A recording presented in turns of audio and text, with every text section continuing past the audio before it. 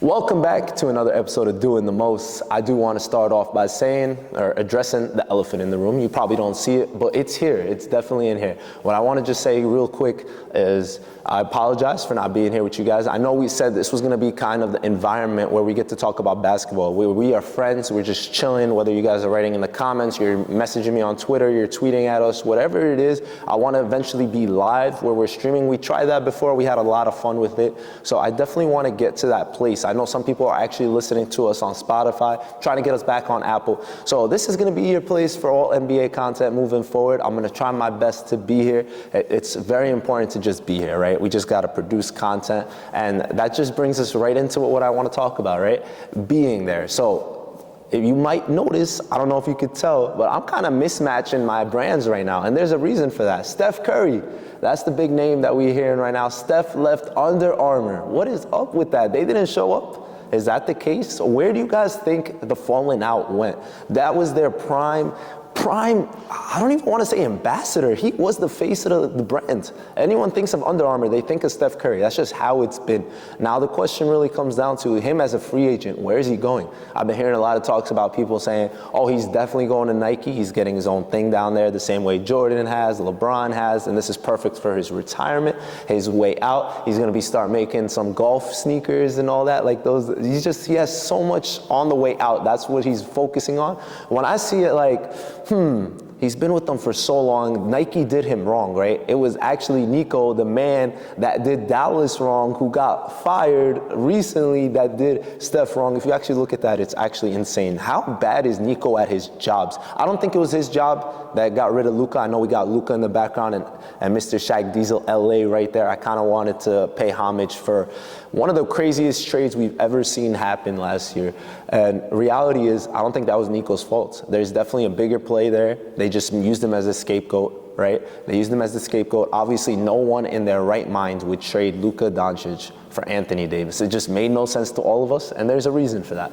So I know I'm jumping around right now, but we need to discuss Steph's free agency. And it's wild because we know he's not leaving the Warriors, but we didn't think he'd leave Under Armour either. So I know a lot of people are talking about seeing overseas brands, and that's going to be interesting. Is he going the Kyrie route, where he just makes his own name, makes his own thing, and sells out all the way in China all day, every day? Because reality is, Steph Curry doesn't have that shoe game, right? And is that because of Under Armour? But you never see people wearing Steph's on the regular. Like, I know you don't see LeBron's out there either in the streets. Jordan has that all, like, that's his kicks game. It's all him. But where does the overseas market play? Where is that factor? Are you just going Nike just strictly because the name? Or I just don't see Adidas being in the conversation, Puma. I just don't see that at all. And I want to know what you guys have to say about that. Now, speaking of overseas, that's the MVP race. All these youngins coming out, like, they're not youngins anymore. They're all veterans. Think about it. We've been seeing Jokic winning MVP after MVP after MVP. Shea got his first last year out here from Canada. And Giannis is still in the mix. He might be an old buck now, but he's still not old enough. Dude is doing everything. Those are the top three runner-ups. And then you got Şengün making a name himself out from Turkey. There's just so much talent outside of the NBA that's coming in, and it's so beautiful to watch. As someone who really loves the NBA and basketball in general, it's great how much the game has evolved outside of the US. You look at Team USA this past summer, right? How great they were. It was kind of held by their old Avengers, their old guys that are basically phasing out the NBA, right? They're all kind of fiddling out, whether it's Steph, LeBron, KD, and these young guys from overseas are like, yo, this is our league now. You got Victor Wembanyama on the come up, who I thought was clearly going to win Defensive Player of the Year, but now he's out for a little bit, so that might make him unable to be eligible. That's one of those things where Luka, we didn't talk about him in MVP conversation. He's there, he's right there, but also is the games played going to be the factor that kind of decides that, hey, it's not your time, buddy. You got to sit back. Because I thought coming into this year, the way he lost all that weight, shed it off when he came to LA, he had a mission. He was coming off like, oh, everyone hated me, thought I couldn't stay healthy. He's been playing defense, and that LA team is kind of been balling out. We're seeing Reeves playing out of his mind. We see this man Luka, obviously. Ayton's playing really great basketball, and I know it's early, but he looks like he's a good, promising big man for him right now. And I love their energy and what JJ Redick is building out there. And everyone was saying LeBron was going to be the issue, right? We saw that Bronny James was starting one day. The next day, his pops comes up from the G League. They brought him up. Nepotism at its absolute finest. Now you got Bronny not starting and LeBron starting in his place. Father, son. That's the first time in history where a father comes in to replace a son in the starting lineup. It's actually really funny because now Bronny's in the G League again. So honestly, I just like what LA's got going on right now because it's where LeBron can kind of take a backseat. We only seen him play one game so far. He only had 12 assists, which is crazy. I see somebody talking about how LeBron, when he's washing out, is now the best point guard in the league. That's literally what it comes down to, right? If he just has to pass the ball, he'll do that and he'll make it effective. We can move on over to a team that's really been kind of a surprise in a sense, and that is the Pistons. The Detroit Pistons, man. Cade Cunningham, he said it before. He said we're not this bad, and he was right. They're on the come up. I love how that team has kind of been grown together. They're just Jalen Duren's playing out of his mind. I know we thought Detroit would be good at basketball eventually. We knew it would happen. Detroit basketball is usually kind of up there where they fight the grit and all that. It's just I think they surprised us how fast they made it a thing. It's kind of similar to, I don't think we were surprised about San Antonio. We assumed this is our first time ever starting a season 5-0, which I guess I thought that was really surprising in general, right? You had the Tim Duncan era, you had the David Robinson era, you had all these great eras of Spurs basketball over the last whatever, and they never started 5-0. It just shows you that it's hard to do in the league. The league is so stacked right now. This is the best we've ever seen in the NBA. Look at them, Thunder. The Thunder is the only team that I literally every night you're looking at them and you're like, oh, that team is unbeatable. And it's crazy because I know as a fan of other teams, you're probably like, no, we can beat this team. We can do it. I know we can make it happen. But the Thunder are just so, not just fundamentally sound, they just play for each other. We've been seeing it for years. They're an AAU team that loves each other, man. They're boys that just hang out, they're chilling, they're vibing. And it starts from the locker room to they probably hang out all day together. I seen Caruso going up for a layup the other day. He should have dunked it and the whole team was just booing him. The whole team, like they're just together in it and it's hard to beat a team like that at the end of the day. If you have a basketball team that's chilling, hanging out together, we've seen it done where you have a team that really doesn't mess with each other win it, but that's when you need the biggest star powers. Like I know the Boston Celtics when they won, some of those LA teams when they won, they were cool just because they had so much talent, but it just goes so much further than that when you're good outside of the basketball court, when you actually mesh well together. And that shows you like all these young teams right now, that's what they need. They need more time together to develop. Obviously, you have guys like, I'm actually looking at like the Utah Jazz, for example, Keontae George. I was just watching a video of him working out over the summer, and it shows why that leap happened, right? He got so much better this year, and then just in general, he's getting better every day. This kid's working so hard. But it goes back to this little aspect that I want to understand, where teams need to make a new spot. I think the NBA needs to add an extra spot on every roster for a veteran.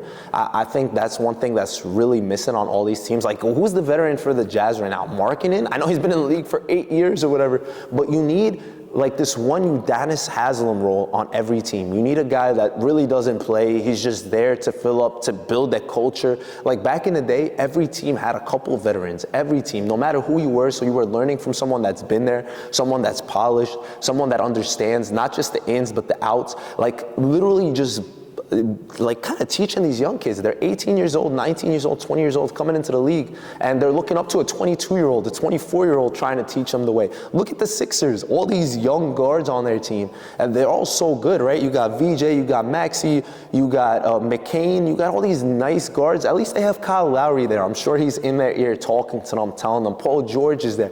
I understand that, but there was always someone that kind of wasn't playing doing that, and we could say Paul George just doing that right now. Who knows? But I feel like that's one of those things that the NBA needs to look into, especially with the way the NBA is working right now, where everyone's getting hurt. Injuries are so happening, and they're looking into it. What's the process? What's happening? Why are these guys? They're supposed to be taking care of their body. Medicine is moving such a big direction, but it comes down to they're playing too many games night in, night out. I saw the Warriors schedule. They played in 19 different cities in 30 nights, and it's just too much going on. I know they're flying in the best planes, and they shouldn't be complaining. They're getting paid the top dollars. They're doing this and that, but it's a wear and tear on your body, especially that you can sit here and tell me, oh, Michael Jordan played 80-something games. Oh, what's his name played 82 games every year, and they never complained. Well, the pace wasn't this fast. They were playing a lot slower. It wasn't as high flying. I know, they were pushing, they were shoving, but it was nothing like we're seeing today.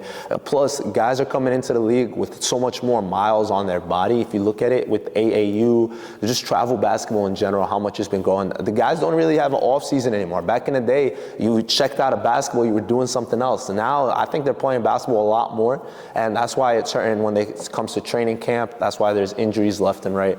And we need to focus on making the league a safer, better place, or else it'll turn into the WNBA, which is going to be our last topic for today, where I don't understand why there's a lockout right now because of, I know they want to get paid what they deserve, but if we really talk about this, and I'm sorry, I'm saying this as a girl dad, and one day, hopefully, my daughter wants to play in the W, and I hope she gets paid enough. But realistically, as a business, how are you going to pay them more than you're making, right? They want shares of what's being made, but there's nothing being made. They've been making negative money. I know the WNBA is making more money now, sort of. Like, there's more eyeballs on the league because of, I'm not going to sit here and say, oh, because of Caitlin Clark or oh, because of this. No, the league is definitely a little bit better right now, 100%. I think it's a lot better than it has been over the past few years.